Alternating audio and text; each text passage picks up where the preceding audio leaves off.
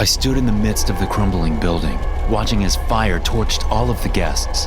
Every single one of them was screaming in pain. Some of them were crawling out, trying to find an escape. I shot them in the head. I had to make sure they were all dead, and by the time the local authorities showed up, I was amid a pile of fresh corpses. The police raised their weapons toward my head. I placed my hands on the back of my neck and got down on my knees, showing them I was compliant. My work here was done. They handcuffed me and pushed me out of the smoldering inferno, calling other emergency response teams as they shuttled me away. 15 minutes later, I was in a holding cell, awaiting interrogation. The door slammed open shortly after that, and a burly man from Moscow entered the room. Alexei Basilisk? He asked, checking my citizenship. Born in Kiev, sir. Came here to Omsk a few years back, I responded. I'm Detective Ivan Malovich, and I'm going to be asking you a couple of questions. I gave him permission, although to be honest, I could tell he was going to grill me anyway. It says here that you are the new owner of the Opona Nightclub, he said, checking a few other records from my social media. Here in Russia, nothing is private. If you are online, you can bet the government knows about it. Denial wouldn't get me anywhere.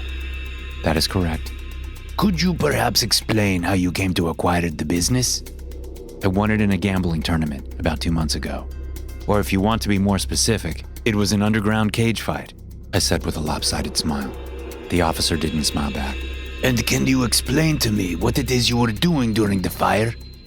I can, but it isn't something that you will believe, I responded. Mr. Basilisk, I suggest you simply confess everything to me, considering we already have several charges against you.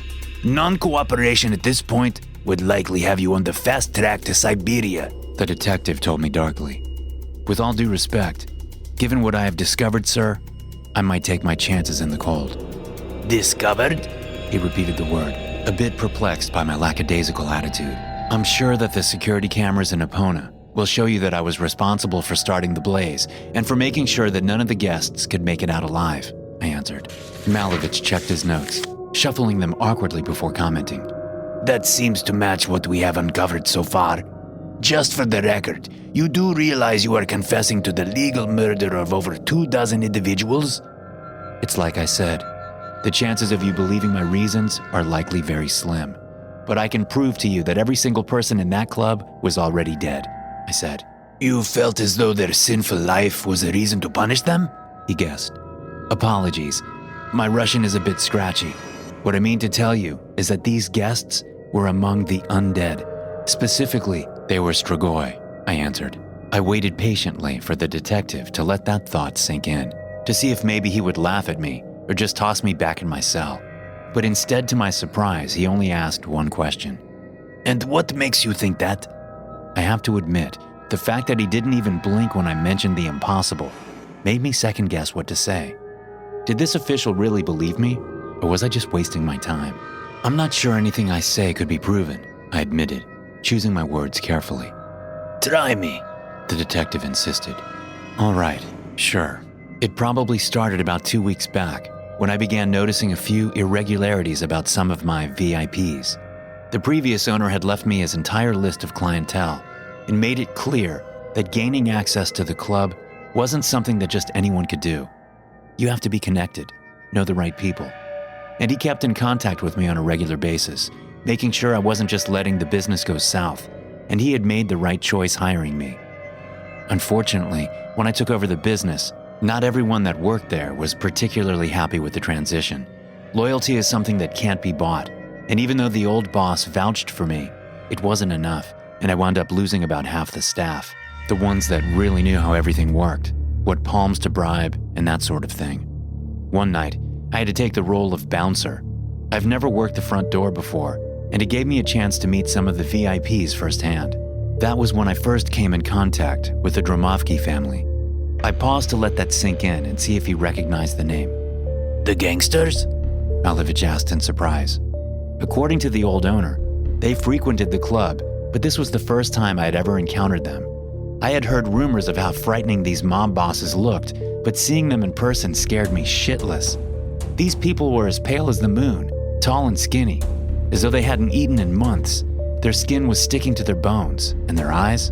I will never forget how each of them had tiny silver rings in their eyes when they approached the front door. They had this aura of evil that surrounded them. And everyone else at the club took notice when they arrived, I explained. The detective had gone completely silent, giving me a chance to tell the rest of my story. I knew something was different about them, but couldn't tell you what at first. I served them the same as I did all of my other guests, but they were very stoic, kept to themselves. Even though they seemed to have this hypnotic presence over everyone at the club that night, the head patriarch, Fyodor, made several requests that I found odd that night. I would send girls over to their private lounge, and then later discover those same dancers had mysteriously quit. And he would request to talk to the chef privately to make sure that each and every meal they were served had been soaked in blood of some kind. None of this on the surface tipped me off.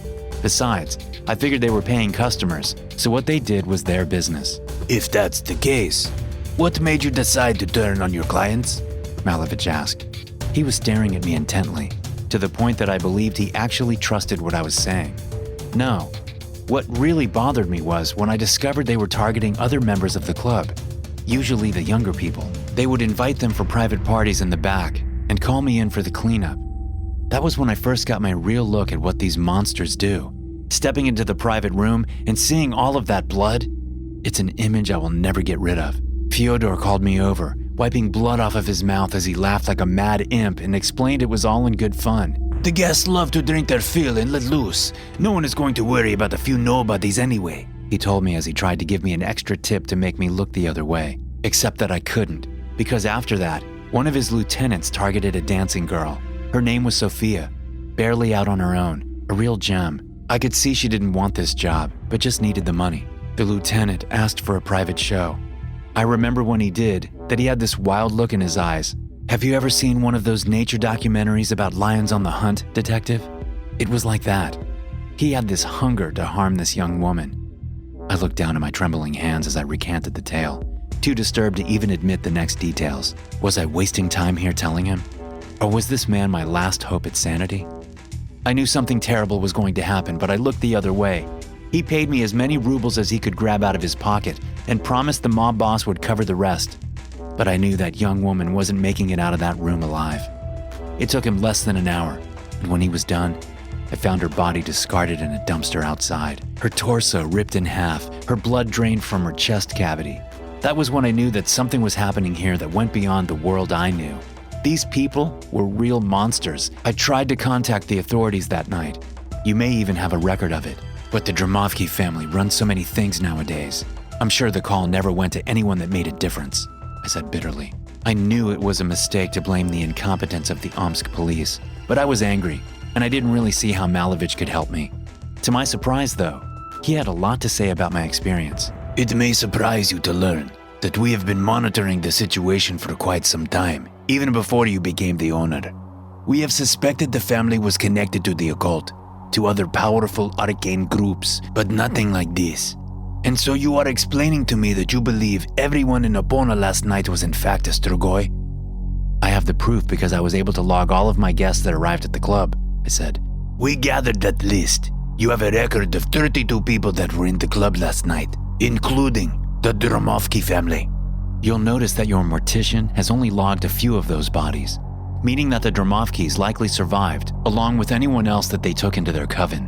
The ones that died were blessed to still be mortal. Now tell me something, detective.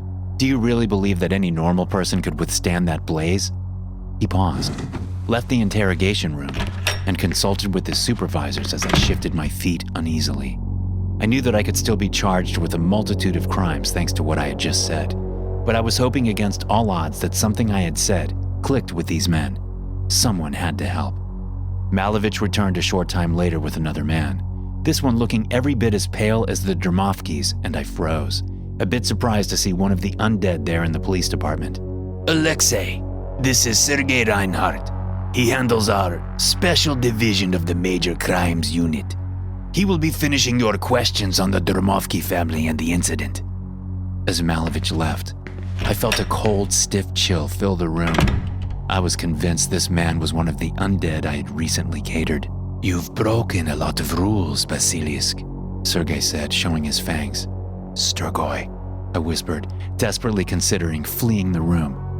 Not precisely. I am a Dampir, a halfling.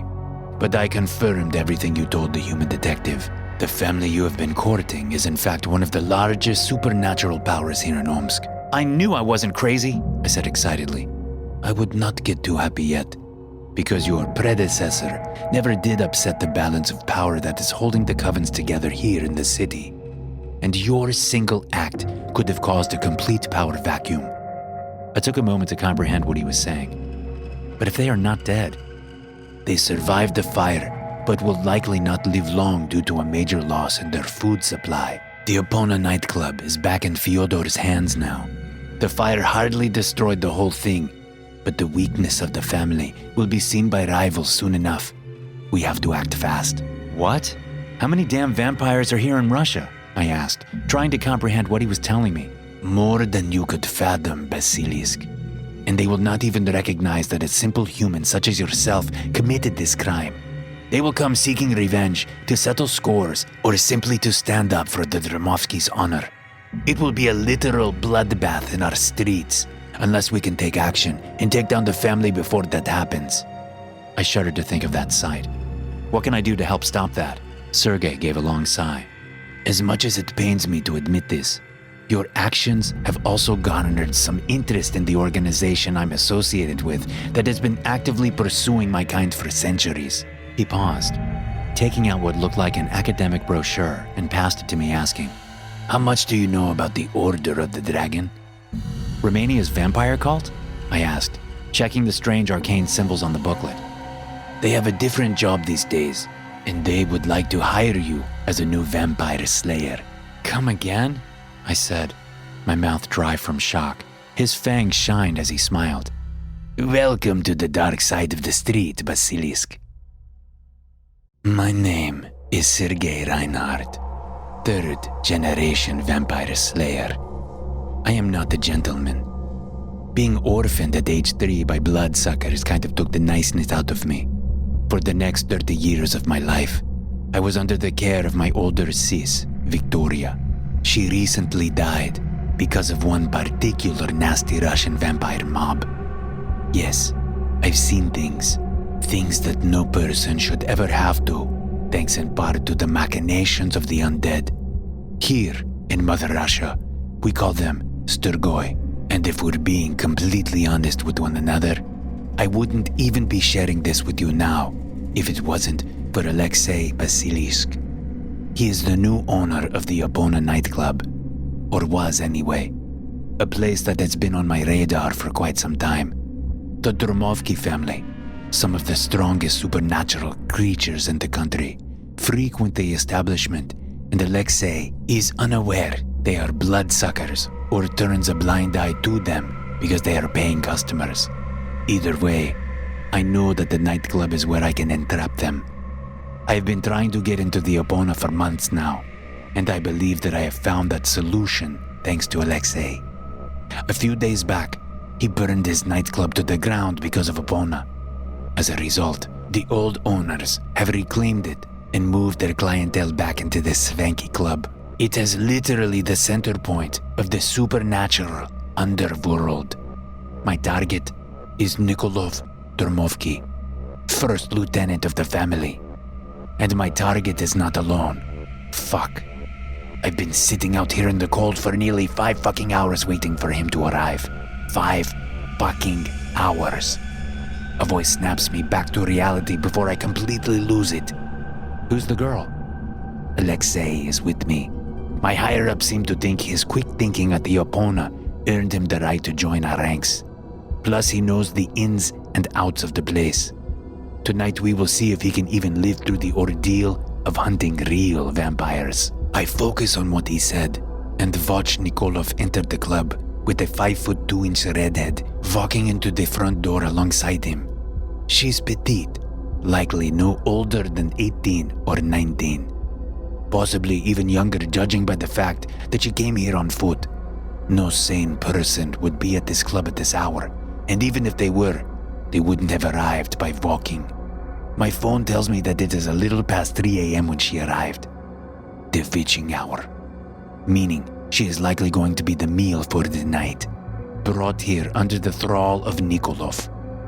Given her company, This information doesn't surprise me much. The expression on her face shows no signs that the young lady is aware of who or what our target is, confirming my suspicions that she is hypnotized. Next, I'm focused on our target himself, a flurry of information about his stance and posture, telling me exactly how he sees this encounter. His jawline is measured, his gait purposeful, like he is relying on some script to remind himself how a human being might act in this situation. It's actually sickening to watch.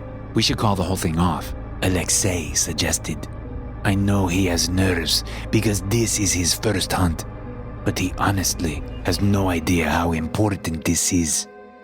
You can't be serious, but I can tell that he is, and it infuriates me. I've been tracking Nikolov for nearly 6 months now. If we lose him now, we may never catch up. I'm not going to let you get in the way. Alexei lights a cigarette and cracks the window as he exhales the smoke. The girl is an anomaly. It's too risky. He answers. These are standard responses if we were following protocol. Things that Alexei hasn't even had the time to be trained for. But nothing about our stay here was remotely close to being routine. Nikolov has likely killed hundreds of girls just like this one during his time amongst the undead. I shudder to think of just sitting here and letting him toss back the girl's red hair as he snaps her neck. He's a monster, Basilisk. And that girl, she has no idea what sort of hell awaits her inside. He keeps quiet as we watch them go inside, and the bouncer closes the door. I can't help but to unbuckle my seatbelt and grab my weapon from the back. Basilisk is looking at me like I'm crazy. If he is feeding, his strength will be 10 times what you're used to. It's a bad idea. He tries to warn me, but I'm not listening. Just because you decided to read the Solomonari handbook doesn't mean you can decide on the young woman's life. All I can think of is my younger self cowering in a corner closet and having my sister cover my mouth with a rag. Feeling helpless as we watched through a keyhole our parents being shred apart by two Strigoi like they were made of paper. It's that sort of powerlessness I swore I wouldn't feel again. And it's this vow that spurs me to jump out of the car and move toward the west side of the club. I hear Alexei cuss as he reluctantly joins me. Both of us brandishing our firearms at our side as we trudge through the snow toward the dumpster in the back. We have less than 2 minutes to make a move, but my adrenaline tells me for Nikolov, we have even less. I take a deep breath and burst through the emergency exit, immediately spotting two of the Romovsky's thralls that are meant to stand guard during his feeding. Both of them were so distracted by the scent of fresh blood, I doubt they even registered the silver bullet I lodged through their skulls. As both of them dropped down on the floor, Alexei swept the room and made sure we were alone. Then I made the call and moved through the hallway toward the storage rooms of the club, a perfect kill zone for Nikolov so that he could feed uninterrupted. He was halfway finished with his prize catch when I entered, hitting him in the shoulder with 2 clips before he acted. His once charming demeanor was replaced with sanguine eyes and razor-sharp fangs. The demure gentleman transformed into a dangerous predator. I knew that silver wouldn't take him down as quickly as it had his thralls, but it gave me just enough time to tackle him to the ground as Alexei came in from behind and instinctively reached for his secondary weapon. "No, get the girl!" I yelled. My partner hesitated for a few seconds, and that was all Nikolov needed to toss me back like a rag doll. I hit a few stray crates, toppling over a few others, and watched as the vampire moved like lightning toward Alexei. In a split second, he twisted my partner's head backward with a sickening snap, and Alexei fell lifeless to the floor, his wide, frightened eyes looking straight toward me.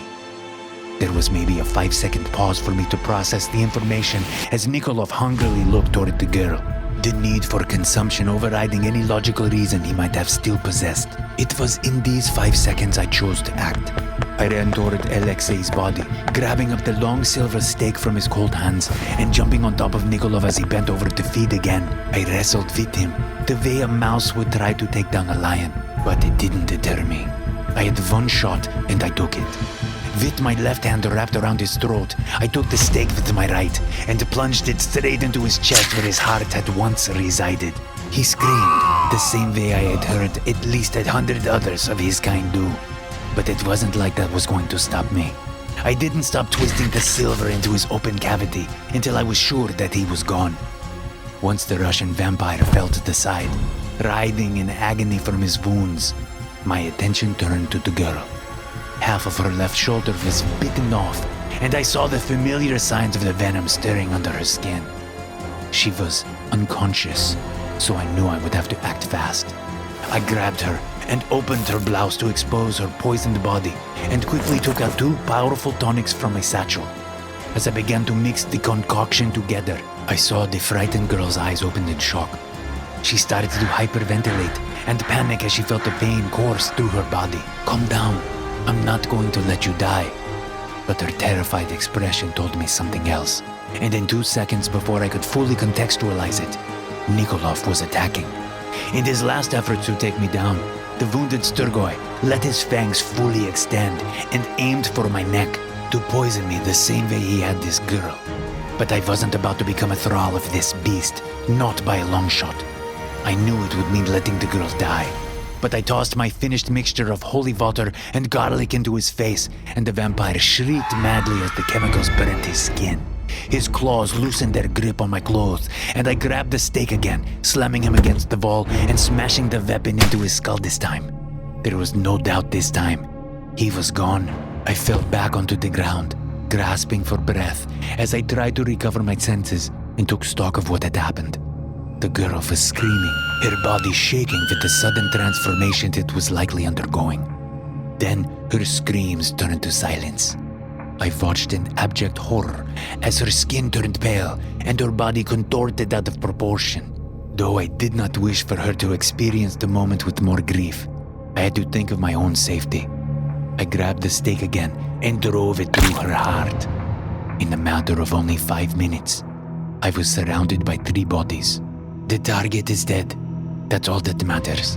What matters is that the whole operation went to shit. That was my direct superior. And despite the fact that he was at least 26 hours away in the United States, I could hear the disappointment in his voice like he was there. "There was unavoidable complications, sir, and..." "I don't want to hear it, Reinhard. You lost your new partner, and you also lost a civilian," he snapped. "To be fair, Alexei was not ready for the field work. I said that to myself." "Yeah, well, you didn't think about that when you decided to lead him to be killed. Our only lead to Fyodor, our only chance to stop this vampire war is now fucking dead. But you didn't think about safety when you barged in there, did you?" I bit my lip, trying to think of a reason that would fit to explain my sloppiness.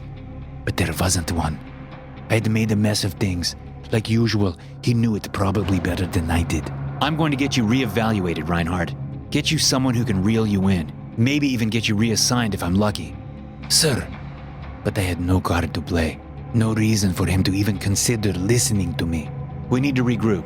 You are on leave until further notice. Maybe if we are lucky, we can take down the undead at Epona for good." So our conversation ended with him giving me the order to burn Alexei's body and send the ashes to his family post-haste. My supervisor treated the task like he was reading off a grocery list. And I was left feeling like the worst person in the world for failing my country and my faith in such a grandiose fashion. Nikolov was just the beginning of this war against the Strigoi, and apparently, the Epona was now the new battleground. Scientists say that black holes are some of the most powerful and beautiful forces in the universe. The collapse of a star creates a magnetic pull so strong that nothing, not even light, can escape its all-consuming hunger. The Epona Nightclub is a black hole in every sense. Everyone and everything that goes there is never the same, myself included. I didn't think of hell being a literal place until I stepped foot in it either. The notion of supernatural creatures playing with our lives like we were puppets seemed like a childhood fantasy until that moment. Then I stepped into the 7 circles of the underworld alongside Sergei Reinhardt and learned too quickly how true all of it was. "Keep close to me," The Slayer said sternly. "Less than a day ago, the previous owner of Epona died here, Detective. The only reason that you are even here is because my supervisor seems to believe I need to be watched. Apparently, losing Alexei was not something they wanted, but that's what they get for sending me in here with a rookie." I think my experience in the KGB might prove useful, I said as we walked up to the main floor. The place was packed from wall to wall. Most of the guests paid us no heed, which gave Sergei a chance to remind me why we were here. Our intel has said that Fyodor is meeting with the bosses of the other families tonight. We are talking coven leaders. These are the ones I suspected might move in once Opona was burned.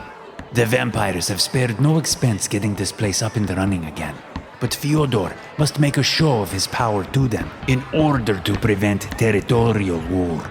It doesn't look like there are many humans here tonight, I said nervously as we walked through the crowd, and we were given a table. I think after the incident the other night with Nikolov, they have become more careful. To be honest, I'm surprised Fyodor is still using this place as the meeting spot. He must know by now the Order is watching him, Sergei said. I molded over, trying to push aside my suspicion that we were walking into a trap. Sergei had trained for this his entire life. True, he had made a brief mistake, but in the process had rattled the family even further. Surely they were running scared now, making their own errors. Circle the room and count heads. See how many targets you can spot, Sergei told me. I kept my hand on my concealed firearm at all times, as I did what was asked of me. To be honest, I wasn't entirely sure what the Slayer had up his sleeve. Staging any kind of assault here in the midst of this hell would be suicide. It made me second guess how well I knew Sergei. For years, I've heard rumors of what the agents in the underworld do, and I have never questioned any of it. I know their life is one that is constantly on a razor-thin edge, but now I had to face the possibility that I too was skirting the danger zone between life and death, especially as I got closer and closer to the deadly Strigoi that could tear me limb from limb. The club was full of dazzling vampires of all kinds, men, women, and even creatures that I couldn't properly identify. It surprised me that they had claimed Opona so quickly after the fire. Surely Fyodor still didn't believe it was safe here. If so, then why was he being so bold? I sat down at the main bar to watch the dancing girls as I considered the next move.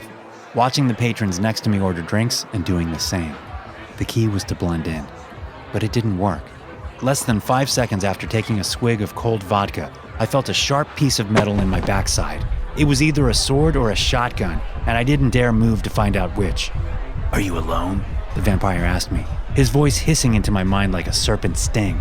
I'm here to see Fyodor, I said, avoiding the question and turning to face the bulky creature. Sergei had told me 1,000 times not to show fear, but it wasn't easy.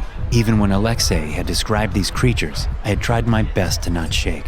They were hideous abominations. You'll be lucky you make it to the front door alive, the thug cackled as he pushed me to my feet. Before I had a chance to defend myself, a mysterious dark-haired woman stepped in between us, her eyes hypnotically calming the other vampire. Relax. The dear officer is a guest here. Come this way, detective. Fyodor is expecting you, the woman said with a coy look in her eye. Everything about her body language told me that this was a trap. How did they even know about me? Had Sergei tipped them off? Was he playing for both sides? I scanned the room for any sign of him, my heart racing as the woman led me to the private lounge. Here in the heart of the swanky nightclub, there were still signs of fire, and darkness covered most of the booths. Then, near the western part of the private chamber, I spotted my partner, or at least what was left of him. Sergei Reinhardt, one of the most prolific vampire slayers in Omsk, was dead, his head severed from his body, and his lifeless eyes staring up at me as the vampires drank the blood from his corpse. One of the males smiled at me, a sinister chill filling the air. It looks like you weren't expecting such a warm welcome, detective. You must be Fyodor. The pleasure is all mine, I said, trying to match his wicked tone. It wasn't easy. This guy had just chopped up a trained slayer like it was nothing. Why was he allowing me to live? Just as I had that thought, another voice intruded my mind. Fyodor's voice, and it mimicked my question. The reason I keep you alive, detective, is because this is a ruse. You are in no danger, but you need to feign ignorance for the moment until our entire party has arrived. I looked at him in puzzlement, wondering if the others would even know that he had telepathically communicated with me. I wasn't sure what he meant, so I focused my thoughts on my next question, keeping quiet as the vampires pushed me down to a seat. My reputation as a leader has been impugned, detective. No thanks in part to the Order and to the former owner of this establishment. But I intend to rectify that today with your help. And how can I help? I wondered. Quite simple, really. The other leaders of the vampire covens are headed here now, due to arrive any moment. You will help me to dispose of all of them. I realized immediately his goal, and it petrified me. You hope to eliminate them all and declare yourself a kingpin, I realized. I couldn't help myself, and the thought came out of my mouth by accident, but Fyodor just let his head back and laughed. If you help me accomplish that tonight, I will let you walk from Epona without a scratch on you. So what do you say, detective? I scratch your back, you scratch mine? He asked.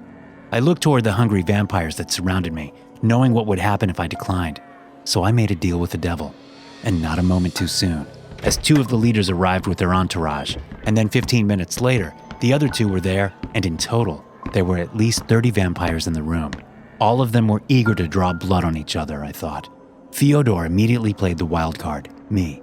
Brethren, it pleases me to see that you accepted my invitation here, but I'm afraid I wasn't entirely truthful as to the purpose of this meeting. I have made an alliance with the Omsk Police Department to ensure the survival of my family, and as a result, all of you have just been identified by their elite detective, he said, gesturing towards me. I felt a drop of cold sweat fall off my neck as I thought fast and made a lie.